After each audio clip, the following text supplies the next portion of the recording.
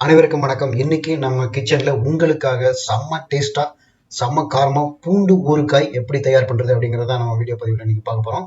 அதுக்கு முன்னாடி நம்ம சேனல் இது வரைக்கும் நீங்க சப்ஸ்கிரைப் பண்ணலன்னா இப்பவே சப்ஸ்கிரைப் பண்ணிக்கோங்க. உங்களுக்காகத்தான், நல்லா ஞாபகம் வச்சுக்கோங்க, உங்களுக்காகத்தான் இந்த மாதிரி சமையல் வீடியோ பதிவுகள்லாம் நான் நம்ம சேனல்ல பதிவு பண்ணிட்டு இருக்கோம். அதனால தயவு செய்து சப்ஸ்கிரைப் பண்ணுங்க, சேனலுக்கு ஆதரவு கொடுங்க அப்படின்னு கேட்டுக்கிறேன். இன்னைக்கு நம்ம இந்த டேஸ்டியான பூண்டு ஊறுகாய் எப்படி பண்றது அப்படிங்கிறத பார்க்கலாம் வாங்க. முதல்ல நாம ஒரு 1/4 கிலோ அளவுக்கு பூண்டு தோல் நீக்கி தனியாக நல்லா அலம்பிட்டு எடுத்து வச்சிருக்கோம். அதே மாதிரி ஒரு எலுமிச்சம்பழம் அளவுக்கு, பெரிய எலுமிச்சம்பழம் அளவுக்கு புளியை நல்ல தண்ணியில கரைச்சி எடுத்து வச்சிருக்கோம். அப்புறம் ஒரு 6-7 மிளகாய் வத்தல் எடுத்துக்கோங்க. கொஞ்சமா மல்லி, மிளகு, சீரகம், கொஞ்சம் கொஞ்சம் வெந்தயம் எடுத்து வச்சுக்கோங்க.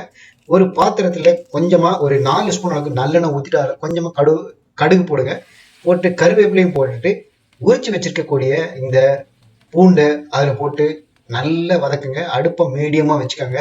ஒரு 5 மினிட்ஸ் நல்லா அதை வதக்கிட்டே இருங்க. இந்த மீன் டைம் நம்ம அந்த மிளகாய் வத்தல், மிளகு, சீரகம், வெந்தயம், அப்புறம் மல்லி எல்லாத்தையும் நம்ம மிக்சியில போட்டு நல்லா பொடி மாதிரி திரிச்சு எடுத்து வச்சுக்கோம். நல்லா மையா திரிக்கக்கூடிய கொஞ்சமா நரன்னு திரிச்சுக்கோங்க. நல்லா வதக்கின பூண்டுக்கு அப்புறம் இந்த பொடியை, இந்த பவுடரை இந்த பிக்கிள் பவுடரை அதில் போட்டு நல்லா ஃப்ரை பண்ணுங்க. ஓரளவுக்கு அதை ஃப்ரை ஆன பிறகு இந்த கரைச்சி வச்சிருக்க புளி தண்ணீரை அதில் கொட்டிடுங்க. கொட்டிட்டு ஒரு 5 மினிட்ஸ் அடுப்பை நல்லா பெருசாக வச்சுட்டு நல்லா கிளறிக்கிட்டே இருங்க. இது நல்ல ஊறுகாய் பதத்துக்கு வந்துடும். உப்பு தேவையான அளவு சேர்த்துக்கோங்க. ஊறுகாய்னாலே கொஞ்சம் உப்பு தூக்கலாக இருக்கும். அப்போதான் தயிர் சாதத்துக்கெல்லாம் தொட்டுன்னு சாப்பிட முடியும், நல்லா இருக்கும். ரொம்ப காரம் ஜாஸ்தியா இருக்குன்னு உங்களுக்கு தோணுச்சு அப்படின்னா கொஞ்சமா அதுல வெள்ளை சேர்த்துக்கிட்டீங்கன்னா இன்னும் செம்ம டேஸ்டா இருக்கும்.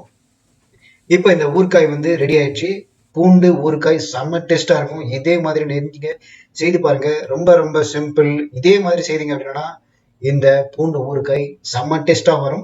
இது தயிர் சாதத்துக்கு மட்டும் தொட்டுக்கிறது மட்டும் இல்லாம ஒயிட் ரைஸ்ல போட்டு கூட பிசைஞ்சு சாப்பிடலாம். அந்த அளவுக்கு இது செம்ம டேஸ்டா இருக்கும். ஒரு பாட்டில்ல இதை அடைச்சு வச்சுட்டு 1 வாரம் 10 நாளைக்கு வரைக்கும் நீங்க இதை தாராளமா யூஸ் பண்ணலாம். இதே மாதிரி செய்து பாருங்க. நம்ம வீடியோ பதிவுக்கு உங்களுடைய கமெண்ட்களை தெரிவிங்க. பிஎஸ்என் கிச்சன் யூடியூப் சேனலுக்கு மறக்காம சப்ஸ்கிரைப் பண்ணுங்க. வீடியோ பிடிச்சிருந்தா லைக் பண்ணுங்க, எல்லாருக்கும் ஷேர் பண்ணுங்க. இதே போல அடுத்த ஒரு சமையல் வீடியோ பதிவுல உங்களை சந்திக்கிறேன். இது பிஎஸ்என் கிச்சன் யூடியூப் சேனல். நன்றி.